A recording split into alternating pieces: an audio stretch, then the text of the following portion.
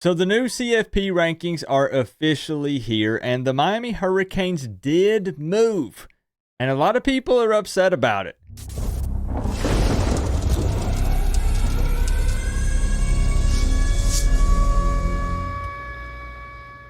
What's going on, Canes fans? Now, when I say a lot of people are upset about it, I'm talking about the haters, because if we jump over here and take a look, Miami did in fact move. They moved up a spot. They went from number 9 to number 8 after they had this bye week last week. So the Canes still remain at 9-1, 5-1 in the ACC, but they did jump that one spot. Now, before we get a look at the overall picture here, and I want to kind of give my thoughts on the CFP rankings and where they placed Miami. Do I think they got it right? Do I think it's fair? We'll talk about it in this video, and then, of course, I want to see your thoughts down in the comment section below. I do want to address some of the comments underneath this, because I promise you, if you're not on Twitter, you're going to get a good laugh out of this. So, of course, the College Football Playoff official account goes through and they count this thing down. So they say, here's number 1, number 2, or well, I guess they go the other way, but you know what I'm saying, right? They go through and they release a graphic for each school. So this is the one specific for just Miami, not any other team here, just the Miami Hurricanes. And if you scroll under this tweet, right? Okay, first you got Coop's comment, all right? So I say just win. We don't care about the fraud talk. And what I mean by the fraud talk is scroll a little bit further. Not leading the ACC, says Jason. Well, obviously that's going to be his opinion with an SMU profile pic, but more on SMU in a minute. I'm actually not here to take a dump on SMU. Hey, we've seen their record, right? They're undefeated in the ACC. Probably going to be in the ACC championship game. But scroll a little bit further. Overrated. This is a Byram Brown lover. So this is a USF fan. Of course, they're going to say that. You got beat by Miami. I would still like to address the fact that if Miami's overrated, that means you got beat by that overrated team. I'll continue to harp on that. This guy says, how is Miami 8? They got dominated by Georgia Tech and have 0 ranked wins. The rankings are all about the money. That's right. The Miami Hurricanes are loaded. We went from broke to having just an insane amount of money. So much so that we don't know what to do with it. So we're paying refs for wins. We're playing the CFP committee to continue to rank us high. We're buying recruits and so on. Rob says garbage, overrated. This guy's a South Carolina fan. He commented this same comment on every single team that wasn't South Carolina. Props for being consistent, I guess. What frauds can they beat SMU? What is this BS? They don't deserve the ranking. You see what I'm getting at, right? Nothing but hate for the Miami Hurricanes for the most part under this post. So jump over there and show the Canes some love. Go back and forth with the trolls here on Twitter. If you don't have a Twitter account, it's a cesspool. I say this all the time. Don't go over there. But if you've already got one, it's always fun to get in there and get people riled up. Miami not getting much love on Twitter. They're typically not going to. And a lot of Canes fans, the reality is we're not going to argue about the schedule and other things. My comment is exactly what I said. Just win. Just win and you're in. And we know that Miami needs to win these next 2 games, Wake Forest and Syracuse, make it to the ACC championship game, win it, and guess where you could end up? In the college football playoffs. Not could, but will. More on that in a moment here also. I want to also take a look at the overall picture of the CFP rankings. And I will say that I think number 8 is fair for Miami, given their record, given what has played out this season, and looking at how these other teams lay out around Miami. Of course, Oregon at number 1 makes sense. Ohio State, what are you going to do?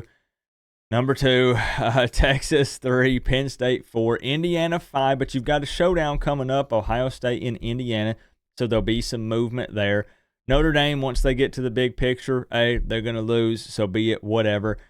The big one here is Bama, going from 10 to 7 after their win over Mercer. But they did have some movement here that kind of opened some spots up, right? So if you'll notice BYU, they went from 6 to 14, so that opened up some room here. And then Tennessee lost to Georgia, so they went from 7 to 11. And then Ole Miss over here at 9, right behind Miami. They're continuing to put up some points here. Georgia right outside that. And then Boise State. Boise State ends up surviving San Jose State. And I guess surviving is kind of a stretch, right? Because they took over in the second half of that ball game, but it was close for a while. And they inch their way in and go from 13 to 12. And then SMU's right outside of it. But just like we said, SMU's going to have their shot because I would say they're going to be in the ACC championship game. They do still have to close out the season with Virginia and Cal. So 2 conference games. They need to win those. But let's be real, with Rhett Lashley in that offense, they should beat Virginia and Cal.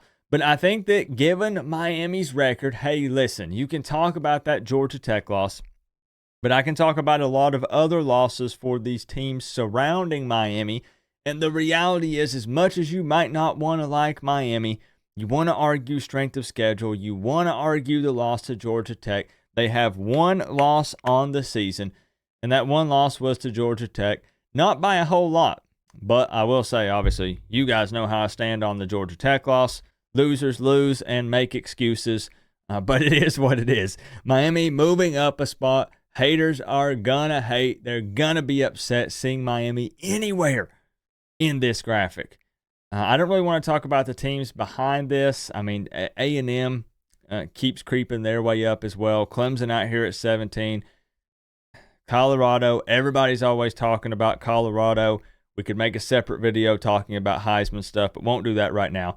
What would the college football playoff bracket look like if it happened today? Well, we have an idea here. We have a picture. Miami would get that first round bye. If it did happen today, it would put them at the number 3 here. But it would have them playing the winner of Georgia or Penn State. That would be, yeah, I'll say that. Obviously, this has changed a lot and it will change week to week. Indiana and Ole Miss, BYU and Ohio State. This could be, would be interesting here for Miami because we all know the defense, it continues to struggle. There were a lot of people who were upset about the Guidry interview because when he came up to the podium this week to break down the Wake Forest matchup, he was smiling, he was laughing. Really no comment from me. I don't really know what to say. I don't know if people expect him to be angry when he comes up to the podium. I guess maybe you could say you want him to be a little angry and upset. I wouldn't want him to be sad, down and out, and depressed because that could rub off on the team. But maybe I guess you could say you don't want him laughing and cutting up. You want him to be all business. You want him to be locked in, talk about what they're changing. And they talked about some guys possibly coming back, right? He mentioned Popo, I believe Alston, and they're praying for Damari Brown to be back. But Mario said it's a game time decision. We know what that means. Those guys are probably not going to play against a 5-4. I think that's their record anyways, Wake Forest team. But they could very much be needed with that stuff that Wake Forest does offensively, with that slow mesh, that stuff that's probably going to give Miami's defense fits. But, hey, I'm getting ahead of myself once again. More on that when we do the Wake Forest preview. I really just wanted to come on here and do the reveal if you hadn't seen it. Miami at number 8. Since these rankings are important now, right? This is the CFP ranking. And at number 8, I think when you look at the landscape of this thing, look at the teams ahead of Miami, the teams behind Miami, I'm fine with where they're at. The Tennessee fans are pretty pissed off because they're saying, hey, head-to-head matchups don't matter when they talk about beating Bama and then with the Georgia matchup with Bama and all that stuff. But Bama in here at number 7, which ends up putting 5 SEC teams in the top 12. Right? You have Texas, you've got Bama, you have Ole Miss now, you have Georgia, and you have Tennessee. Very, very interesting. Okay, I'm fine with it. Miami just win.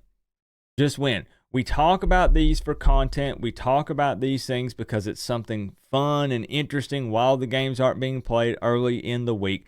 But I don't truly care what that number is beside the U. Miami needs to handle business against Wake Forest and Syracuse. Don't leave it up for debate. Go to the ACC championship game. Probably play SMU, which is scary because that's a team that puts up big numbers offensively. You got to win. Hey, you got to win in the shootout there. Miami has to get close to that average of 45-plus points per game. Both these teams are going to end up probably in that range of points.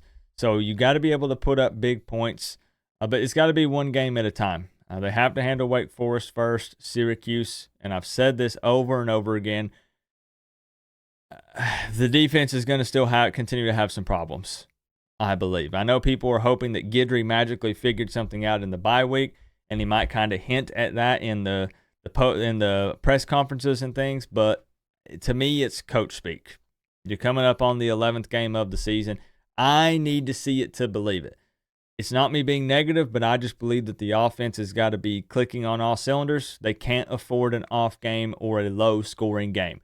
40 to 45-plus points against Wake and against Syracuse, who loves to throw the ball around.